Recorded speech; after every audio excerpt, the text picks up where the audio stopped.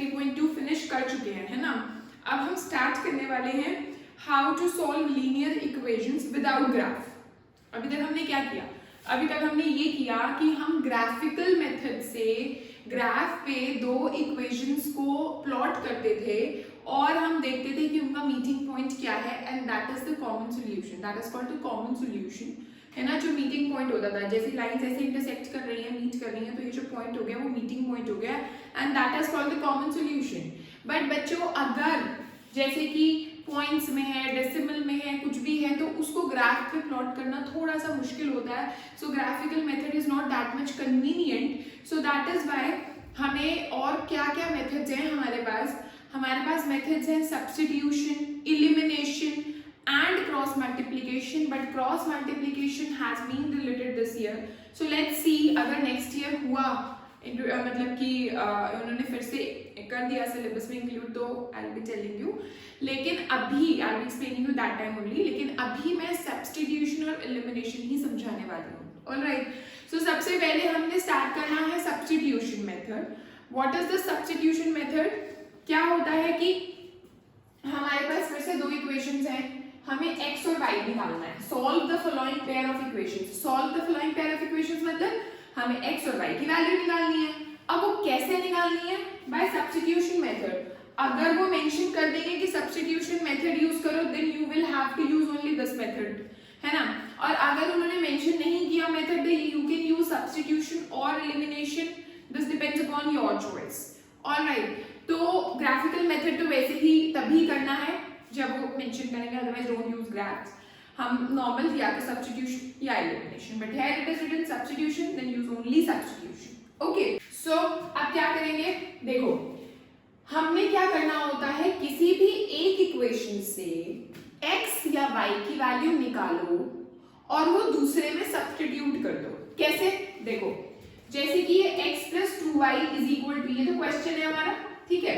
x plus 2y is equal to 3 एक equation है। x की वैल्यू क्या आई? 3 minus 2y आई, ठीक है। x की वैल्यू क्या आई? 3 minus 2y। Now put this value of x in equation number 1, ठीक है। Put this value of x in equation number 1।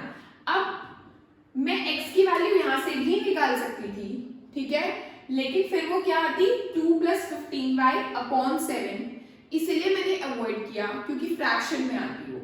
यहाँ पर x का कोएफिशिएंट 1 था, तो मुझे नजर आ गया कि भाई नीचे कुछ नहीं आएगा, इसलिए मैंने ये वाली चूज करी। अदरवाइज ऐसा कोई हार्ड एंड फास्ट रूल नहीं है, आप कुछ भी कहीं से भी निकाल सकते हो, ठीक है। तो x की वैल्यू 3 minus 2y यहाँ से आई, जो कि मैं अब फर्स्ट में डालूंगी, पुट करूंगी, सब्स्टिट्यूट करूंगी, that is why it is called substitution. तो 7x minus 15y is equal to 2, है ना। क्या लिखूंगी मैं? Put this value of x in equation 1। Alright, अब 7 as it is रहेगा और x की जगह क्या आ जाएगा? 3 minus 2y like this, ये 15y as it is और ये 2 भी as it is, ठीक है। अब 7 3s are 21, 7 2s are 14, minus 15y is equal to 2, ठीक है। तो क्या आ गया? इन दोनों को अगर मैं सॉल्व करूं तो मेरा आ जाएगा minus 29y is equal to, ये 21 चला गया उधर, ठीक है, 2 minus 21, तो हमारा क्या आ गया? minus 29y is equal to minus 19, तो y will be equal to 19 by 29। ये तो मेरी आ गई y की वैल्यू 19 by 29। अभी मुझे और क्या निकालना है? मुझे निकालना है x। x क्या है? 3 minus 2y, है ना। x क्या है? 3 minus 2y। अब y की वैल्यू तो मेरे पास आ चुकी है, तो यहाँ पर y की वैल्यू रख दो 19 upon 29, ठीक है। तो ये क्या आ जाएगा मेरा? 20, चलो पहले हम मल्टीप्लाई कर देते हैं। 3 upon 1 minus 38 upon 29, 2 को 19 से मैंने मल्टीप्लाई कर दिया, ठीक है। तो क्या आ गया? नीचे LCM 29, 3 into 29 is 87 minus 38, which will be 17 में से 8 के 9, 49 upon 29। तो ये मेरी किसकी वैल्यू आ गई? ये मेरी वैल्यू आ गई x की, ओके।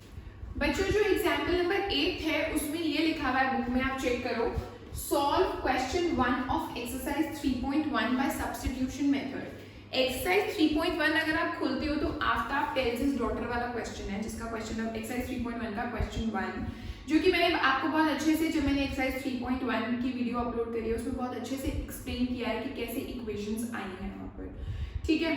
और वहां पर उन्होंने ये बोला था कि represent this situation algebraically and graphically. तो हमने आफ्ताब और उसकी डॉटर की एज फाइंड आउट नहीं करी थी, हमने सिर्फ दो इक्वेशंस फ्रेम करी थी और उसको हमने उसको बोलते हैं framing of the equations is called, कि हमने एल्जेब्रिकली हमने रिप्रेजेंट कर दिया और ग्राफिकली हमने उसको प्लॉट किया था उन दो इक्वेशंस को, ठीक है।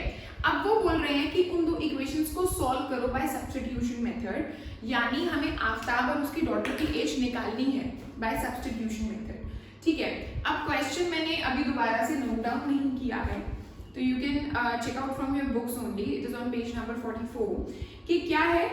Aftab tells his daughter 7 years ago, पहले तो मैं आफ्ताब और उसकी डॉटर की एज x या y एज्यूम कर सकती हूँ, आफ्ताब की x मान लो या डॉटर की y मान लो या आफ्ताब की y मान लो और डॉटर की x मान लो, ठीक है।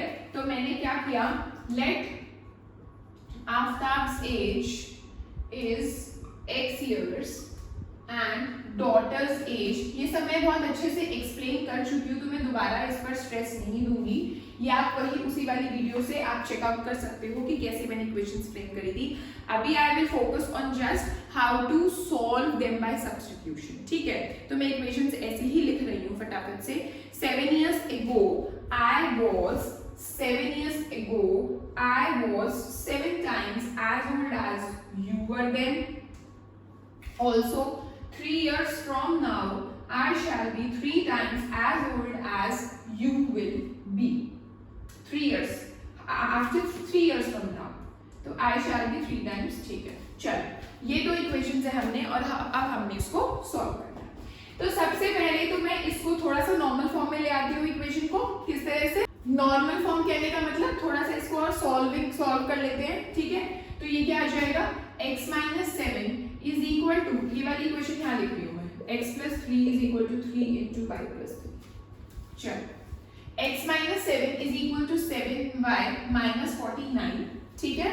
और ये 7y इधर आ गया और ये मेरा +7 उधर चला गया, तो x - 7y is equal to -42, ये एक इक्वेशन आ गई। दूसरी इक्वेशन में x + 3 is equal to 3y + 9, x - 3y is equal to 9 - 3, यानी x - 3y is equal to 6, ठीक है। ये दूसरी इक्वेशन है। अब किसी से भी x की वैल्यू निकाल लो, चाहे तो इससे चाहे इससे, और दूसरी में सब्स्टिट्यूट कर दो। लाइक अगर मैंने यहाँ से x की वैल्यू निकाली, it will be x + 3y, ठीक है। Put this value over here, right.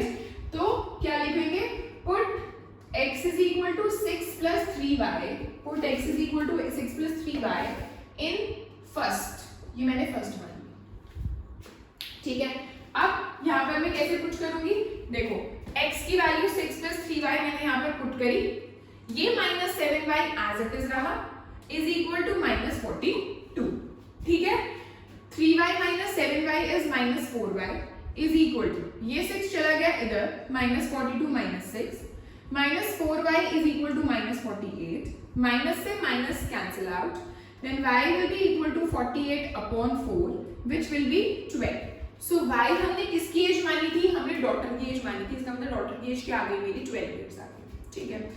x की वैल्यू मेरी क्या थी, 6 + 3y, x की वैल्यू है 6 + 3y, that means 6 प्लस, यहाँ पर हम y की वैल्यू सब्स्टिट्यूट कर देंगे, which is 12, so 6 + 36 that is 42। तो इसका मतलब अब हम क्या लिखेंगे कि आफ्ताब की एज कितनी है, Aftab's age is equal to x years थी, x की वैल्यू मेरी 42 आई है, सो इसका मतलब 42 years, and daughter's age, daughter की एज मैंने कितनी मानी थी, y, और y मेरा आया है 12, so it will be 12 years, okay. तो जो उन्होंने 3.1 में बोला था कि represent this situation graphically and algebraically, उसी को ही उन्होंने कहा कि आप सॉल्व करके बताओ कि आफ्ताब की एज क्या आएगी और डॉटर की एज क्या आएगी, तो वो मेरी आ गई, ठीक है। So these were example number 7 and 8 and 9th and 10th मैं आपको अपनी नेक्स्ट वीडियो में समझाती हूँ, ठीक है? Till then bye bye, keep watching, bye.